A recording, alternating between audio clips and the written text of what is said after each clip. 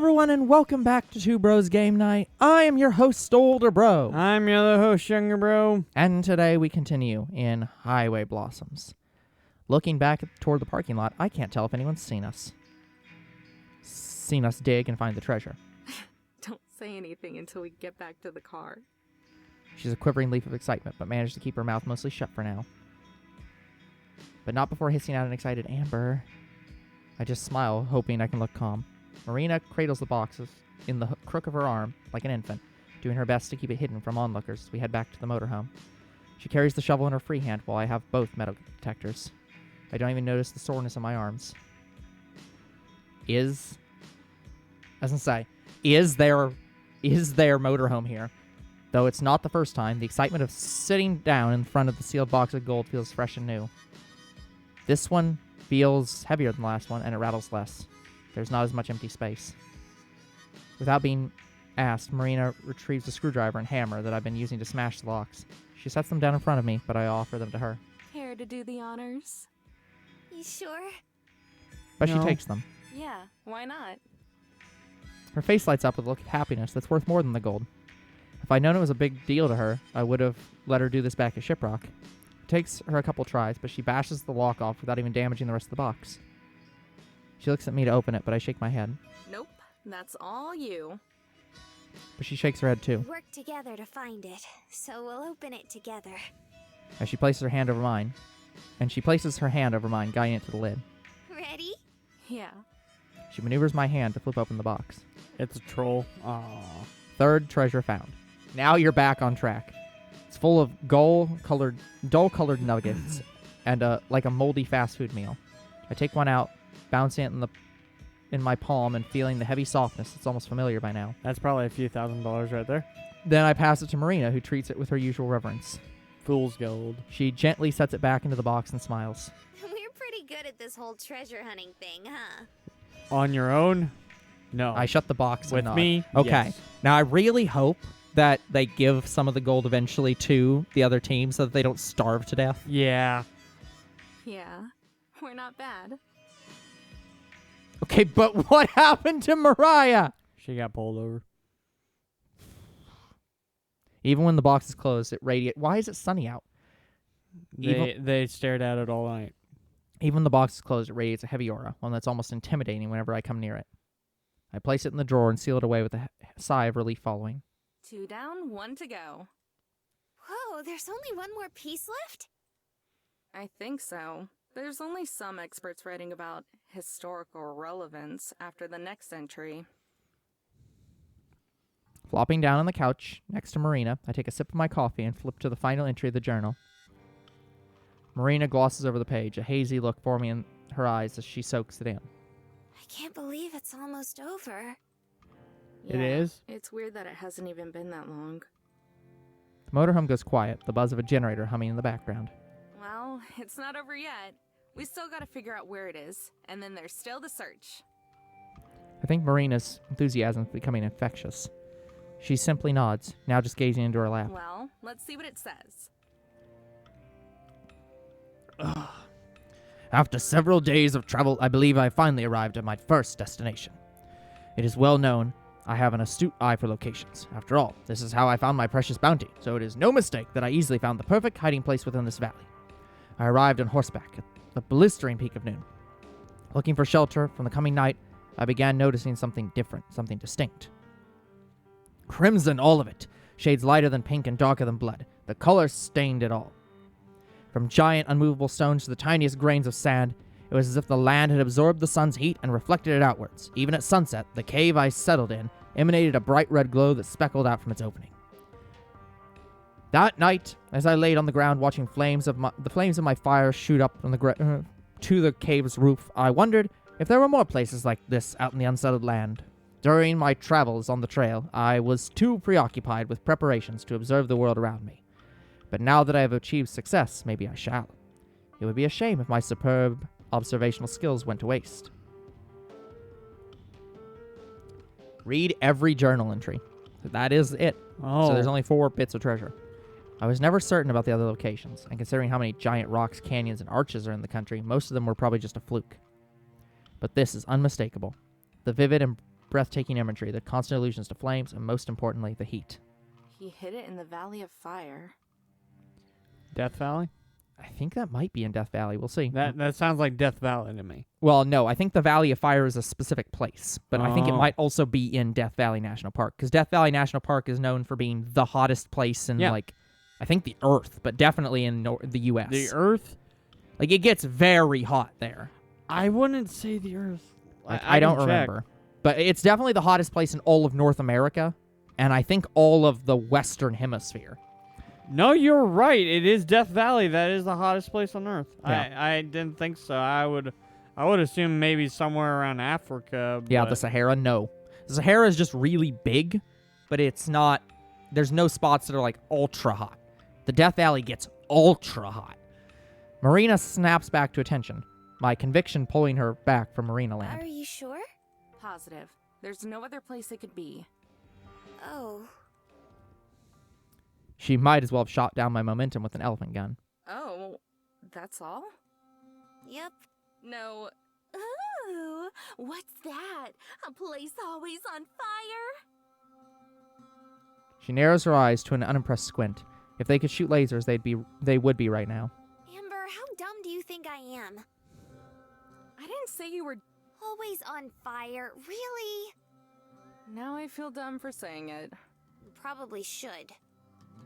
Ouch. If her enthusiasm is infectious, then so is my unrelenting realism. It's corrupting her innocence.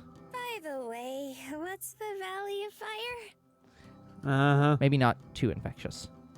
Massaging my scalp, I shake my hair, hopefully creating enough new wrinkles in my brain that will help with explaining this.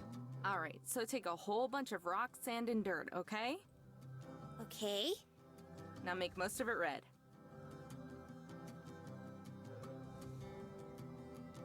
My explanation is met with a vacant stare. I swear, it's a lot cooler than I'm making it out to be. It's just kind of hard to explain without pictures. Don't worry, I believe. Sounds awesome. Where is it anyway? A little ways into Nevada. Nevada? Oh no! Oh no! Nirvana, No, no, Nevada. no! Big fight incoming! Her knees bounce, jolting the table. Are we even old enough to gamble? There's more in Nevada than Vegas, dummy. Still, isn't that pretty far? That might work to our benefit. I'll need to check the map again, but I think we'll be passing by a place I want to check out. Her voice brightens. You actually want to go sightseeing? Don't act so surprised. It's not like I was gonna make a straight shot for California before I picked you up. Besides, I think you might like it. Though she does like virtually everything. It's a place called Zion. Wait, but It's Zion! that's not the same Zion. It's a national park here in Utah. I hear it's Wait, a hell of a lot wait, hold greener than on. the places In we've been through. what? What the fuck is their route? There you go, far. I'm gonna need to see a map. Hold on a second. We'll be right back. Okay, guys, we now have a map, and perhaps I will provide a map file for the trip that these girls went on. Yeah, because From this game, because it is. There's no one made a map of this. No one has made a map of this, so I booted up Google Maps to follow this. But yeah, so that we went from New Mexico to Arizona near New Mexico to presumably the Grand Canyon in Arizona, because I think the Grand Canyon does technically leave Arizona in a couple places, but like I doubt they went to it in Utah or whatever. Presumably they went in Arizona. So they went, and then they went up to Utah, to like central Utah, and then are now going to southwestern Utah, which is now way closer to the Grand Canyon. Whatever. I know we're in a rush, so we won't stay very long. She's going to burst from excitement, but I still can't resist messing with her. It's cute. But I guess if you don't think we can afford the time... I expect her to throw herself at me, hug me, squeeze me with all the energy and happiness she usually does with, but she doesn't. Sitting perfectly still, Marina takes a single breath and gazes at me with a smile. I've been surrounded by desert all my life. Seeing green for once would be nice. I'd love to go with you, Amber. Mm-hmm. An unsettling hollowness expands my chest as I realize I don't know how to deal with a serious Marina. Oh. All right then. She doesn't answer, eyes now closed, arms folded in her lap, the empty, cooperative smile more focused than ever. Well, there's still a lot of hours left in the day. I'm not sure if we'll make it in time to check into the campground, but we'll be close enough that we can do it in the morning if we leave now. Marina nods. We scooch out of the booth and walk the 10 awkward steps to our seats.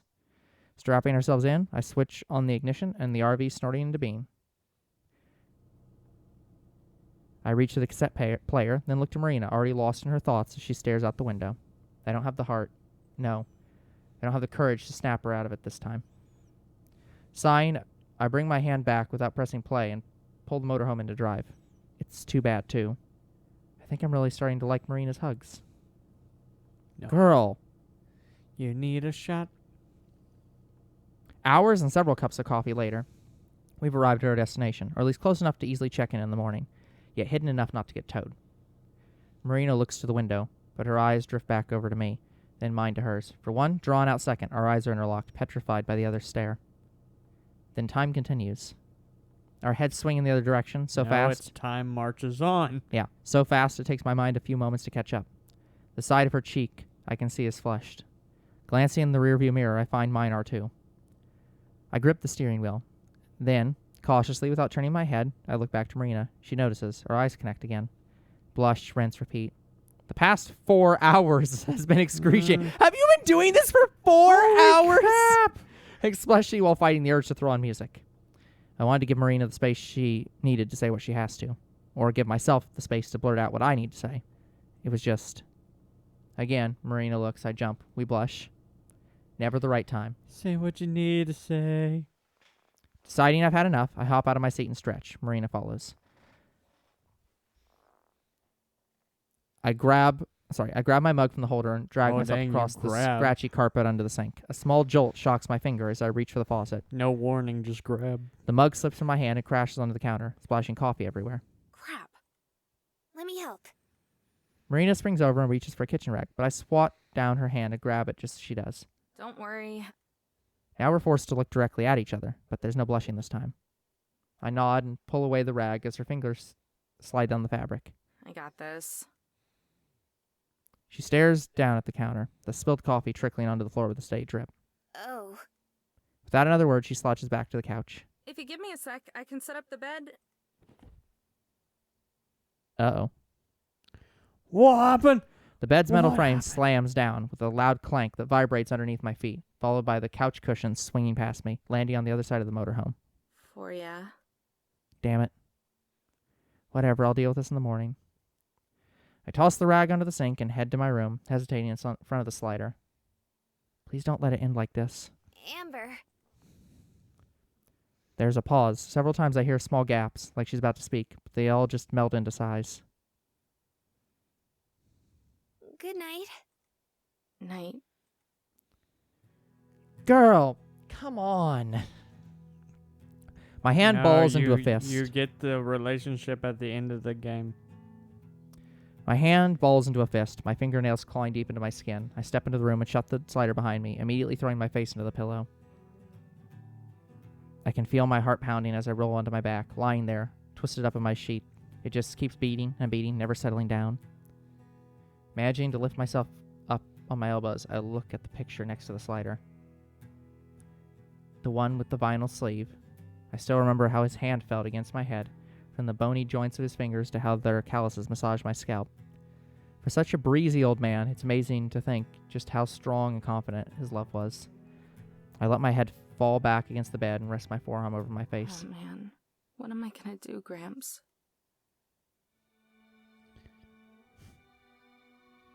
You don't do anything. The series ends here. Girl, you need some help. A brisk wind curls around me as I step out onto a patch of dirt that can barely be called a parking spot, and a place that can barely be called a campground. Misty curtains have settled over the nearby hills and mountains, and small specks of leftover morning dew occasionally drip on me from above. Bending down, I drop my backpack and pull on the tongue of my sorta new hiking boots. A little big, but they'll work. Considering these came from the stash of supplies we borrowed from Mariah in New Mexico, her feet must be huge. All set? Marina is standing behind me, frowning at her own Velcro strap boots. Just about. These boots are pretty big, though. You think so? They feel a bit snug to me. How big are your feet? 10 Sheesh, never mind about Mariah. Hey, forget about the treasure. Let's just dress you up as Bigfoot and turn you in for a cash reward. The joke is awful and I know it. Still, Marina plays along, sticking her tongue out in a half-playful manner before she forces a tired smile. The whole time she doesn't make eye contact. So much for lightening the mood. Last night's sudden tension is still present. Even though we try to ignore it or pretend it isn't there, we both know. We both can't look at each other directly, and our conversation feels awkward and stilted. Just ask her out, girl! But we pretend everything's normal as we try to put on our best performances and reenact our usual routine. So, how long is the hike? The brochure said about 90 minutes each way. Might take even longer in this weather. Oh, I can feel the gulf between us. It's like yet another canyon, except I don't know how to cross this one. the picture in the brochure was super pretty. Angel's Landing, right? Now it's her turn to try and lighten the mood. I hate how we're both too afraid to just address the issue. But I'm just as guilty as she is here. I sigh and play along as best I can. Yeah, it's nice. It's supposed to be the most scenic view in Zion. This is probably one of the... Didn't Zion take us to her park at one point? Zion? This might legit have been the place we went to. We went to Yellowstone. We were and in Yellowstone the whole in time. Yosemite. Yeah. Yeah, that's true. I don't know if we went to Zion. I don't think we ever went to Zion, no. Don't remember. That's what Gramps told me anyway. The hike was one of his favorites. Said the view was so lush, there were so many trees and plants, he discovered several new shades of green up there. One of the spots he was looking forward to visiting with me. I glanced back up at the mountains. The mist doesn't look like it'll clear anytime soon. In fact, it seems to be swallowing up more of the landscape. It's got Marina's attention, too. She stares up as if she's picking out specific details in the fog. While she's distracted, I let my gaze rove over her again. Guiltily, it's like I'm sneaking glances, but I don't care. Admiring the sweep of her shoulders down to her collarbone and the rest of the curves of her body. I let myself examine her like I did when we first met, and like I've been consciously abstaining from, looking her over like it doesn't matter if she catches me anymore. She doesn't, though. I may as well be invisible to her right now while she studies the mountaintops, and I want her to pay attention to me. She's wearing her usual boutique brand clothes. Their cute frilliness is just as perfect as ever for Marina, but they clash with the clunkiness of the ugly brown boots. You sure you want to wear that? They might just get in the way. She gasps, almost offended by the suggestion that she'd wear anything else. But my skirt is so comfy. Aren't you supposed to wear comfy clothes on hikes? Besides, with a name like Angel's Landing, it has to be pretty relaxing. She gives me a big honest smile, tipping her head to the hills. It's the first real smile I've seen from her all day. So, what are we waiting for? Let's go. I melt, letting her skewed reasoning fall to the wayside just this once. Warm fuzzies and a goofy grin take over my dour mood for a moment. All right, but no whining if they end up being a problem. Slinging the backpack over my shoulder, we head for the shuttle that leads to the trail. Logs and a stone fire pit adorn the side of each lot we pass. Maybe when we get back, we'll go to the camp store and pick up some supplies to roast marshmallows. She'd like that, I think. She'd also like it if you just addressed the elephant in the room. Oh, it's a Hot Springs episode. It's in the middle of the mountain. It's not hot springs. Marina's heavy breathing guides me as we slog our way uphill, the previous light mist having now morphed into a thick and dreary fog. I cling to the chained railing as I stumble my way up the trail of rocks. It's the only protection from the sheer drop-off beside us. All it would take is one slip for me to go nosedive into the valley below, and I wouldn't see it coming. Turns out the fluffy and enticing name Angel's Landing doesn't come with the relaxing stroll Marina was hoping for. It feels more like a ghastly death march. My sweat-drenched legs feel like pudding under the anchor that is a measly 5-pound backpack. No one else on the shuttle even bothered to attempt the hike alongside us. I attempt to form words between pained breaths, feeling like a rock is being smashed into my lungs with each step. We should turn Oh, back. damn. Can't see Jack. It's not safe up here. What? Sounds like she's doing about as well as me, echoing the same lung-puncturing gasps. But we're so close. There's no way we're not almost there. We're halfway. Not even that. We stop, collapsing against our knees as we try to catch our breath. Not gonna mean a lot if we end up falling off a cliff. I thought you were the one who wanted to do this so bad. Every couple words are punctuated by her gasping for breath. Yeah, but Amber, please, let's keep going. Her voice is a whimper, fragile and meek. I fold. You always fold, though. Now, I will say, there is some irony in the fact that we are going to Zion National Park with Yellowstone and not Zion, who is Tess. okay. Sadly, Yosemite's not in this game. Marina has a way of making me shut up when she wants to, whether she knows it or not. Today, it doesn't make a difference. I'm not going to be the one to make things worse. She's wrong about one thing, though. I wasn't the one who wanted to hike up here. Gramps was. It gets easier after our break. The trail begins to plateau and the steepness evens out. Fading.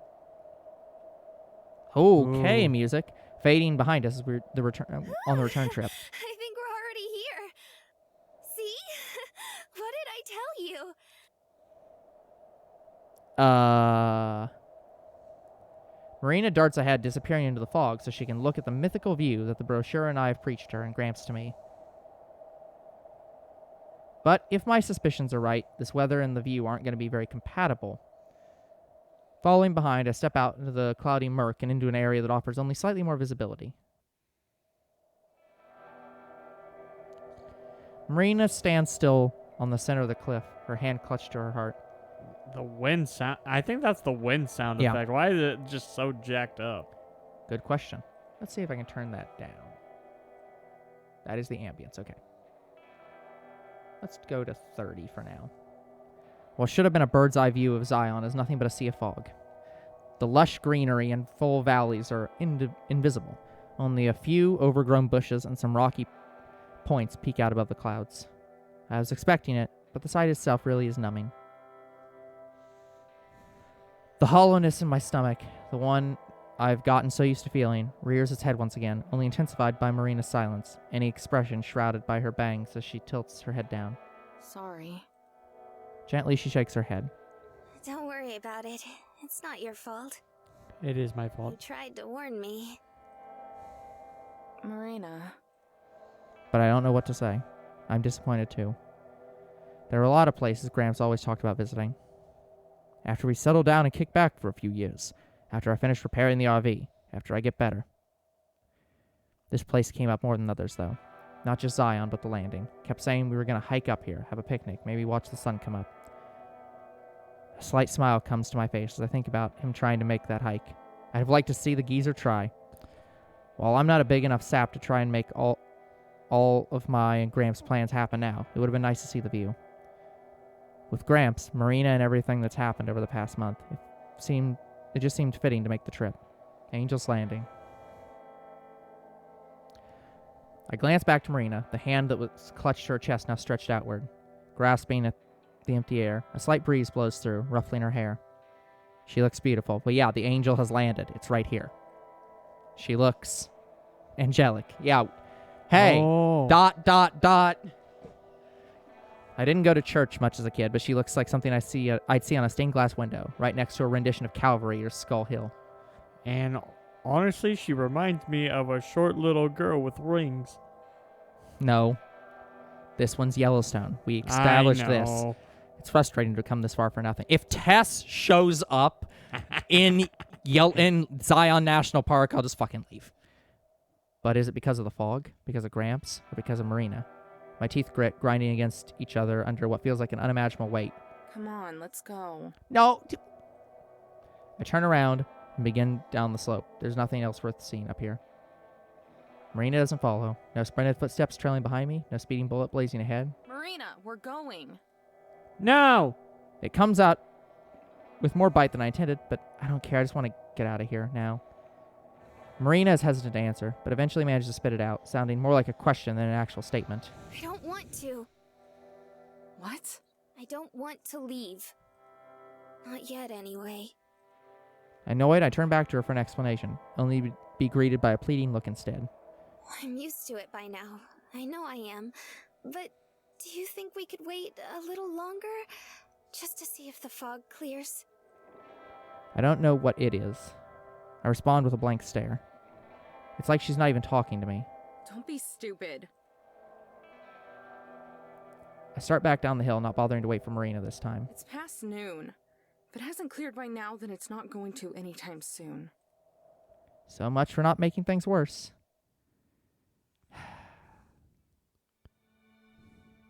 The breakup scene. That's what it feels like.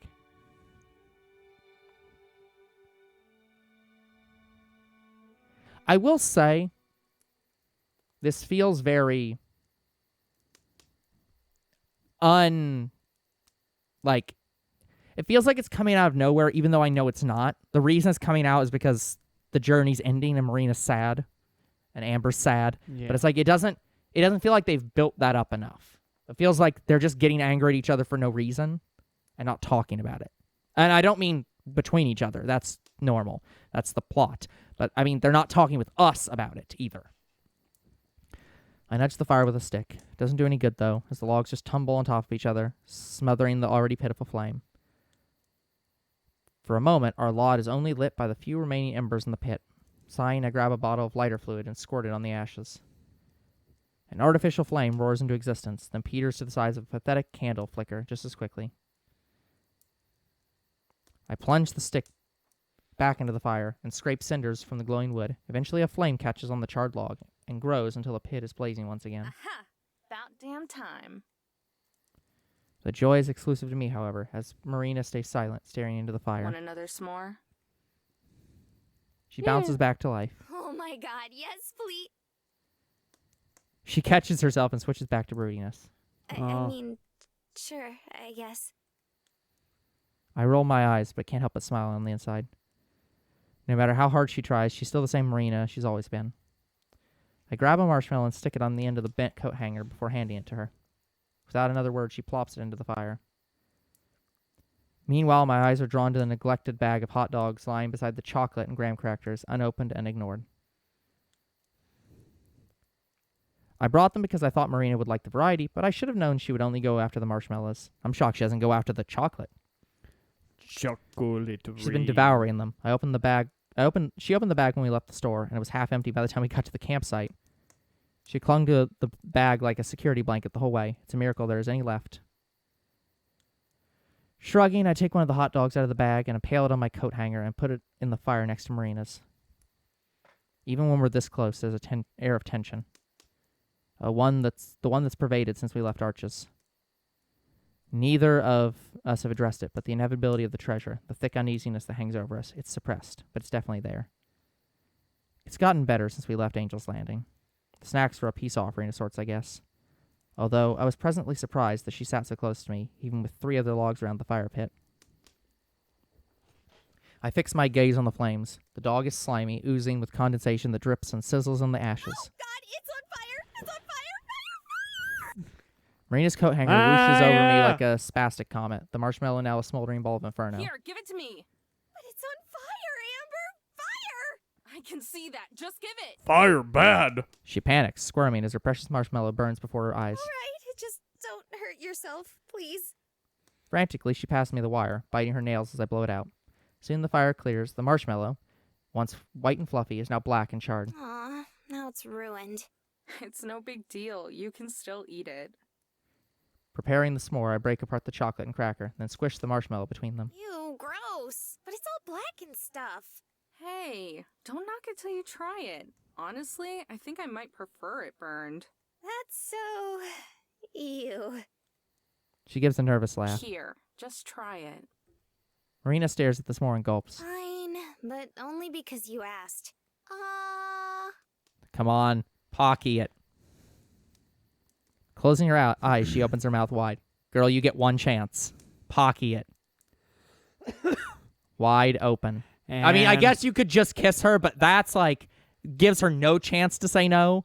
Pocky at least gives her a chance to and say we no. might have to see it next time. We'll have to see it next time.